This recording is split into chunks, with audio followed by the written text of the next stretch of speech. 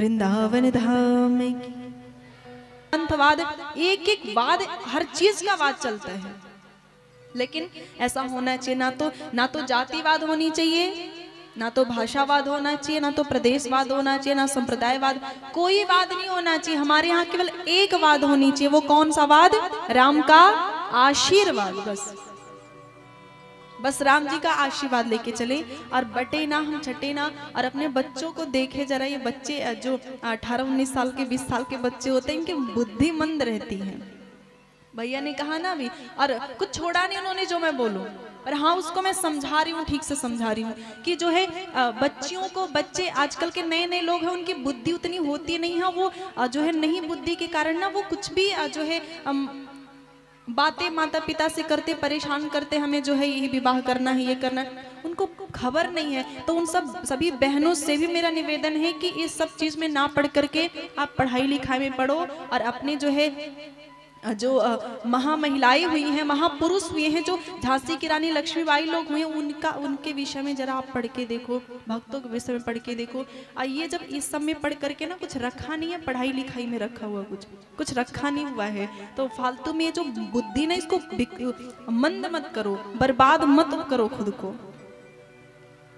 जो आपको समझाते माता पिता ना, वो झेल के बैठे, उनको अनुभव है, इसलिए आपको समझाते, तो सही समझाते हैं।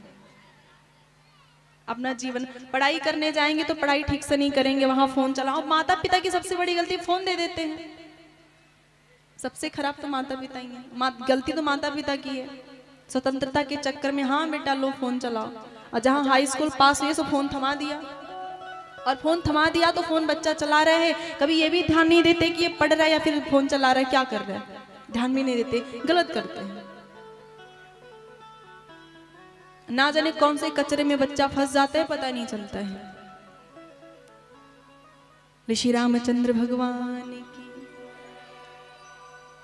तो सबसे बड़ी बात है कि खुद को बटाना नहीं है। दो ही बात धारण करो, ज्यादा कुछ आवश्यकता नहीं है, क्योंकि ज्यादा झेल भी नहीं पाओगे। क्योंकि हम हिंदू जो है ना, वो बड़ा सोए पड़े हैं, और ज्यादा भी बता दिया जाए कुछ फॉलो नहीं कर पाओगे। दो चीज जरूर फॉलो करना, दो चीज जरूर करना। एक तो बच्चों को संस्कार अच्छा दो, और दूसरा आप ये मत कहो कि जो है ब्राह्मण पिट रहा है तो यादव क्या करे, यादव पिट रहा है तो ब्राह्मण क्या करे, सब एक हैं। ये कहो कि हम हिंदू हैं, सब हम एक हैं, एकता बना करके रखो। और दूसरी बात, बच्चों को संस्कार दो, और स्वयं भी राम जी के भक्त हो या फिर हिंदू हो, या तो अपने कल्याण के लिए, अपने भलाई के लिए एक्टिव रहो। अब समय आ गया है, अब नहीं एक्टिव रहोगे ना तो कोई बचा नहीं पाएगा, कोई बचा नहीं पाएगा। तो ऐसे जो है आएंगे और कहेंगे कि हमारे धर्म में आओ या तो मर जाओ, तो कहोगे ठीक है आपके धर्म में आ रहे हैं, 2000 रुपया दे दो, 2000 रुपया ले करके जो है धर्म परिवर्तन कर लेंगे। उसके बाद जो है जाके वहीं टोपी लगा के मुर्गा खाएंगे, बकरा काटेंगे, यही होने वाला है। तो आपको कहा जाता है कि आप एक होकर के रहो या फिर बच्चों को संस्कार दो, तो ये इसलिए नहीं कहा जाता कि उनकी भलाई कोई है या फिर भगवान की भलाई है। भलाई किसकी है? हम सबकी है। अपने लिए हमें जगना है, अपने लिए, हम सबके लिए, अपने लिए। अब एक बार बोलना पड़ेगा, जय श्री राम, जय जय श्री राम, जय जय श्री राम। अब आइए एक छोटा सा भजन गाएंगे और अपनी छठी इंद्री खोल के जाओ यहाँ से। यदि इतने लोग हैं, इसमें से 2-4 लोग भी जागरूक नहीं हुए ना, तो हमारा बोलना व्यर्थ, भैया का इतना बोलना व्यर्थ, उनका जेल जाना व्यर्थ। अरे जेल जाने का फायदा तो होना चाहिए। आप लोग को जान के हैरानी होगी कि भगत सिंह जी को ऐसे ही फांसी नहीं मिली थी, ऐसे फांसी नहीं मिली थी उनको। जो है उन्होंने देखा कि ये नरम दल के जो नेता लोग हैं, ये कहते हैं अहिंसा परमो धर्म है, किसी को मारो मत, मार काट मत मचाओ, ये नरम दल के नेता। तो ये जो गरम दल के नेता थे, जो युवा थे, जिनमें जोश था, इन्होंने कहा नहीं ऐसे काम नहीं चलेगा जैसे ये लोग हैं, ऐसे काम नहीं चलेगा। तब इन्होंने रणनीति बनाई, एक नीति बनाई, और उस नीति के तहत जो है असेंबली में बम फेंका, कोई मारा वारा नहीं गया, मरा कोई नहीं। और भगत सिंह कोई जरूरी नहीं था वो पकड़ने आए तुरंत वो पकड़ में आ जाए, वो पकड़ में नहीं आते, पर वो जान के अपने आप को पकड़ाए, जान के अपने आप को पकड़ाए। और इसलिए उन्होंने अपना जो है अपना बलिदान किया, हंसते हंसते, इसलिए वो फांसी पे लटक गए। उन्होंने सोचा यदि मैं अपने शरीर का कुर्बान कर दूं ना, अपने शरीर का बलिदान कर दूं, तो लोगों में जो है एक क्रांति आएगी, एक क्रोध आएगा लोगों में, एक क्रोध आएगा। तो मेरा ये शरीर जाना व्यर्थ नहीं, शरीर जाए मेरा और वो व्यर्थ ना जाए, तो उन्होंने पूरी रणनीति बनाई और फिर फांसी पे लटके वो और जो उनके साथी थे उनको बता करके कि मैं मेरे मौत को, मेरे मृत्यु को यूज करना, मेरे मृत्यु का प्रयोग करना, मैं मरूंगा तो लोगों में जो है क्रांति आएगी और फिर लोग जो है एक्टिव होंगे और हिंसा करने के लिए आगे बढ़ेंगे, जो है हिंसा परमो धर्म की नारा लगा रहे हैं। तो उन्होंने अपने शरीर का यूज किया। वैसे कम से कम वो जेल गए तो वो यूज तो कम से कम हो।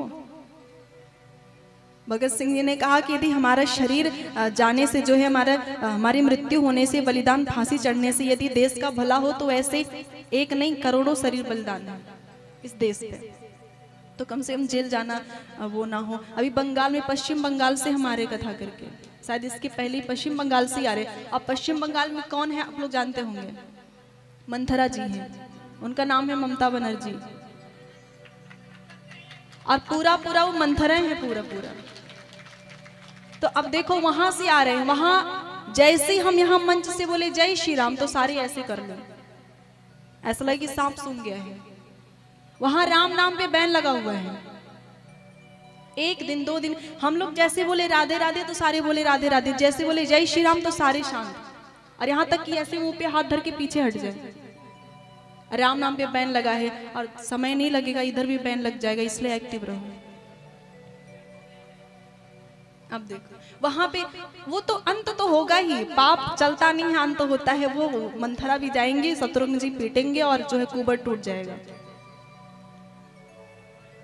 वहां पे राम, पहले दिन भी किसी ने राम राम नहीं बोला, डर के मारे। 2-4 लोगों ने कहा दीदी हम लोग जेल जा चुके हैं 10-10 बार राम राम बोल के, इसलिए डर लगता है।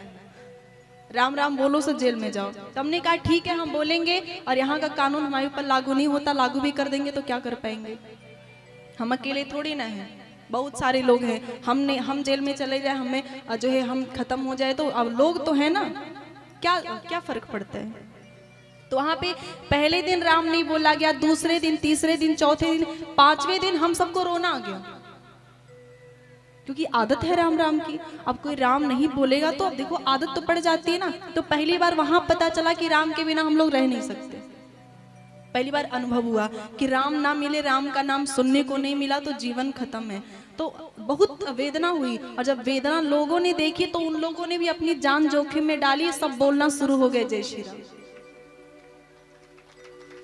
उसके बाद फिर इन लोगों से पूछिए, उसके बाद पंडाल में जो है जय श्री राम के नारे गूंजने लगे 5वें दिन के बाद से, जो उन्होंने आंसू देख लिए थे, जब वेदना देख ली। और ऐसे नहीं, वहां पे जो है पूरे लाइट बुझवा करके, वहां फोन का फ्लैश लाइट जलवा के जय श्री राम के खूब नारे लगाए गए। सबने ये सोच लिया चलो ठीक है जेल जाए सो जेल जाए।